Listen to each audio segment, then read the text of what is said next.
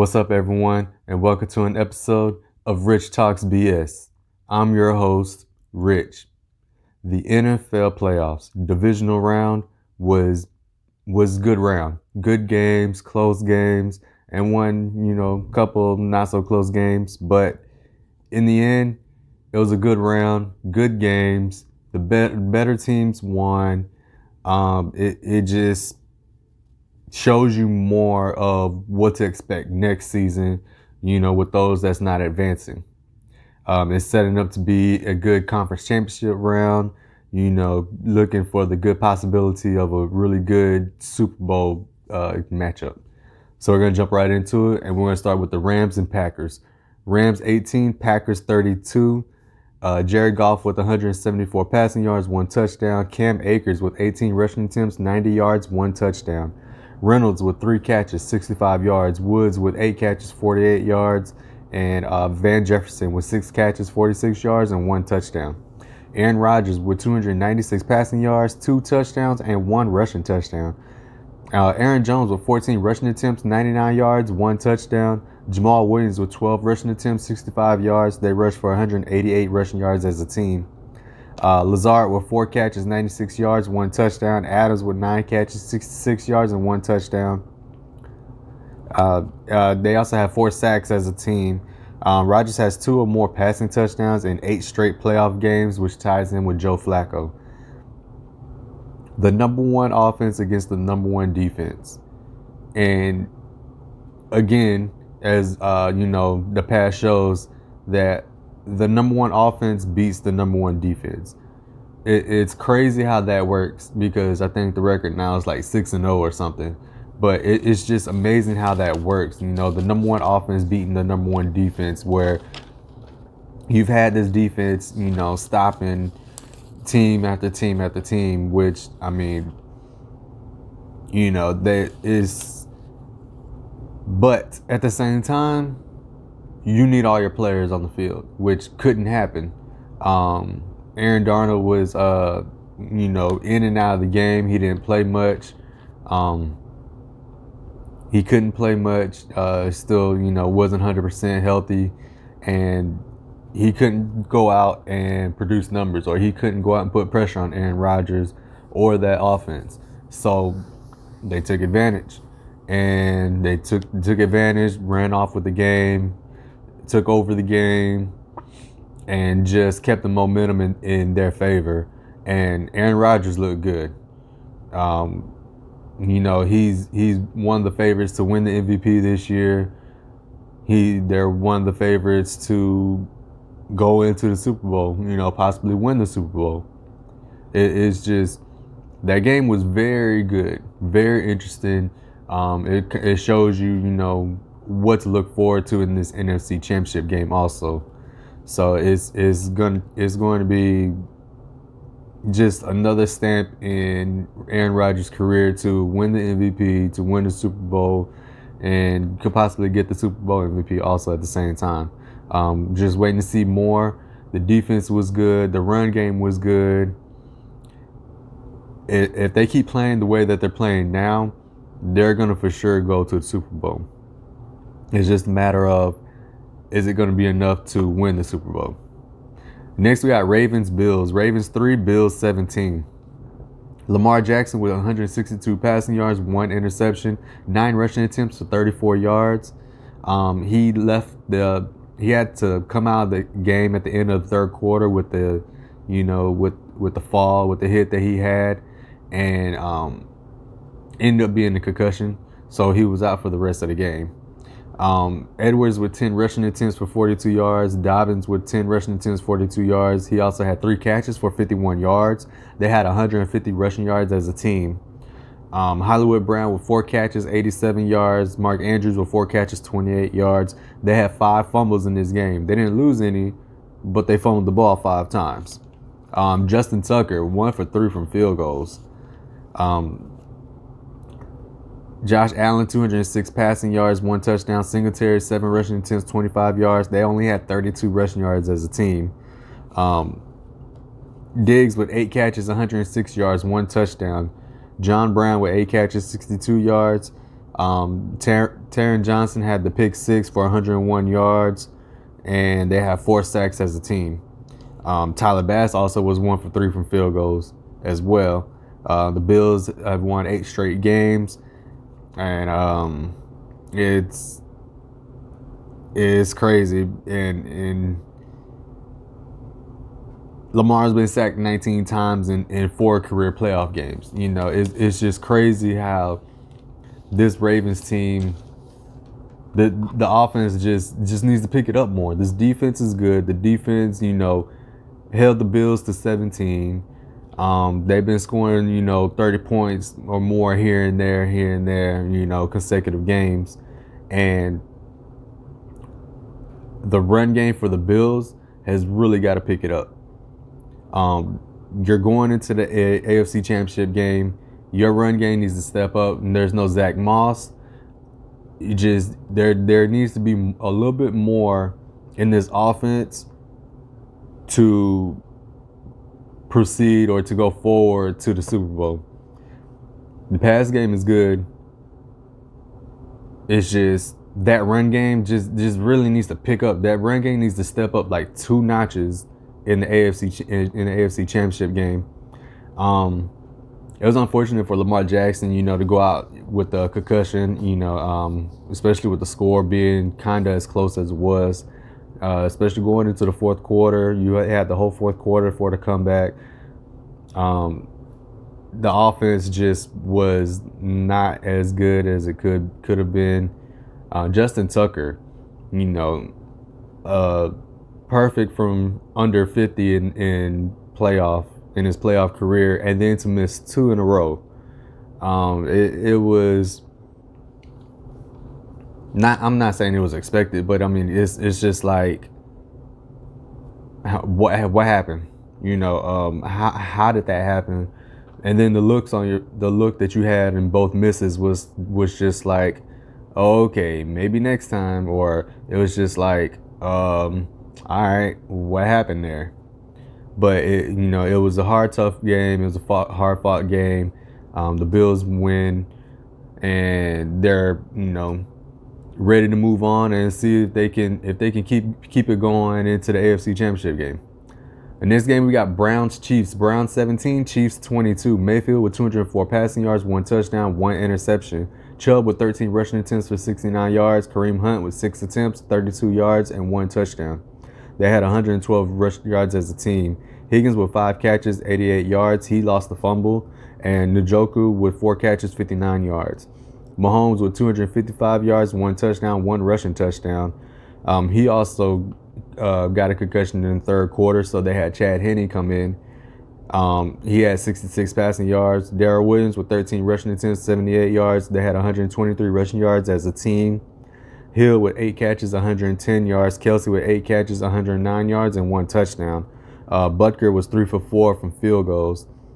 The last 8 wins by the Chiefs have been by 6 points or fewer, including the playoffs, which is the longest such streak in NFL history. This game was really good.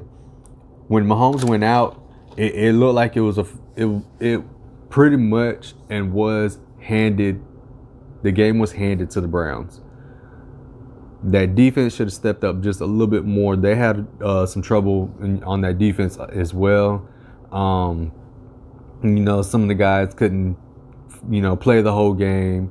It's just, that was your chance. You were supposed to step up. The Chiefs stepped up. Chad Henne stepped up and finished the game. Baker played good. This offense played good. The run game was okay. It could have did a little bit more than what it did. It had been doing more than what it did, you know, in previous games. And again, it was handed to you. The game was handed to you. You had it. Mahomes was out. You know, and the defense just couldn't keep up. They were already tired. They already looked tired. They already had guys that couldn't come in, you know, with Garrett. Garrett was in and out as well. And it is, like I said, this round is showing you what's to come next season. Be prepared to watch this Browns team pretty much do the same thing they did this year, but a little bit more. Even with the possibility of winning their division. And it's going to be a very interesting season, very interesting off season as well. But for this Chiefs team, hopefully, Mahomes can come back this Sunday. They're going to need him. With him in the game, their chances are like at 61%. Without him in the game, it's going to be 32% for chance for them to win. And it's going to be very hard for them to win either way, whether he's there or not. It's going to be hard to win against this Bills team. It very well could, come down to a shootout, and that's what's going to happen. Like, which defense is going to stop the offense first? Which offense is going to make the first mistake, and if they make that first mistake, will it hurt them from then forward? That's going to be the thing, and it's just going to be a very good game. Just can't wait to see it. Can't wait to see Josh Allen versus Patrick Mahomes. So you got the young guys on one side and you got the old guys on the other side, and it's just, like I said, it's just going to lead into a very good conference championship round. Finally, we got the Bucs Saints. Bucs 30, Saints 20. Brady with 199 passing yards, 2 touchdowns, and 1 rushing touchdown. Fournette with 17 rushing attempts for 63 yards. He also had 5 catches for 44 yards and 1 touchdown. Jones with 13 rushing attempts for 62 yards. They had 127 rushing yards as a team.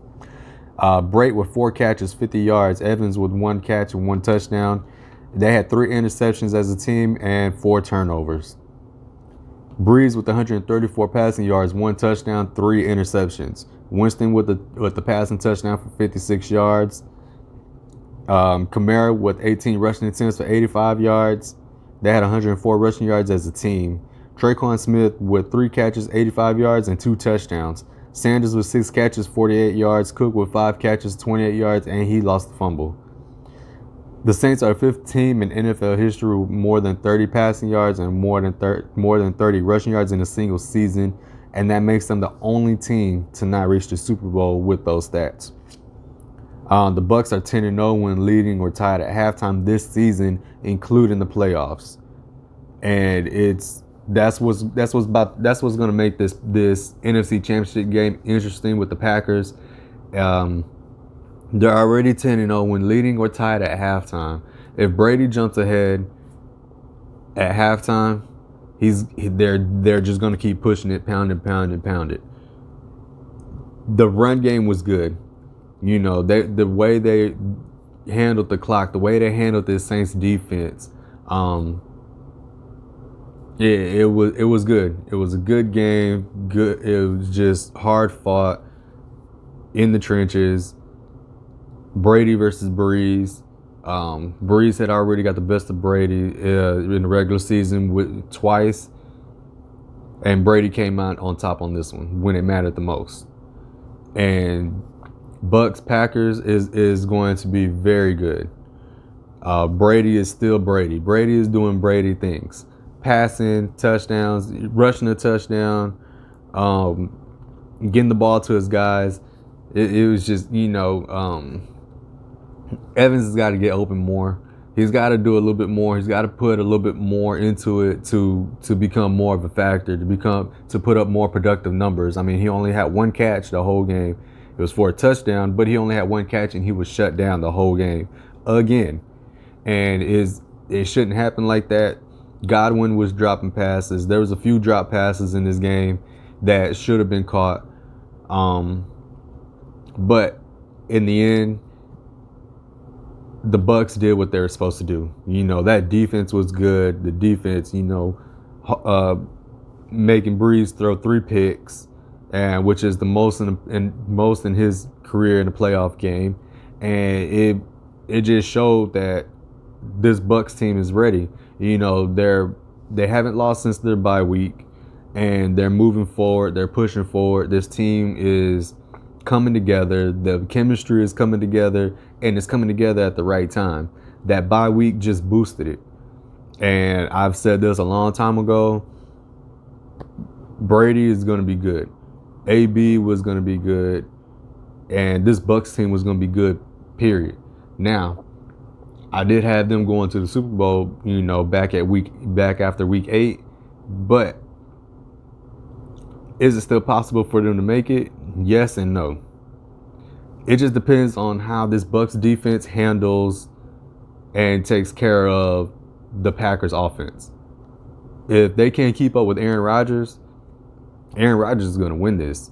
If Aaron Rodgers is not making mistakes, it's going to be hard to beat this Packers team. If Brady's not making mistakes, it's going to be hard to beat the Bucs. But like I said, the NFC Championship game is going to be very good, very interesting, very entertaining.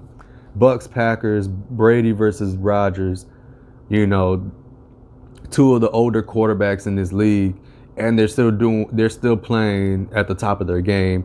Playing as like MVP quarterbacks, and it's just going to be good. And we're going to see which defense can stop the offense, just like the Bills and Chiefs. Which defense is going to make that stop, and then which offense is going to make that first mistake, and hopefully that first mistake doesn't hurt them. It's going to be good. But for my predictions for both games, I have the Bills and Packers in the Super Bowl.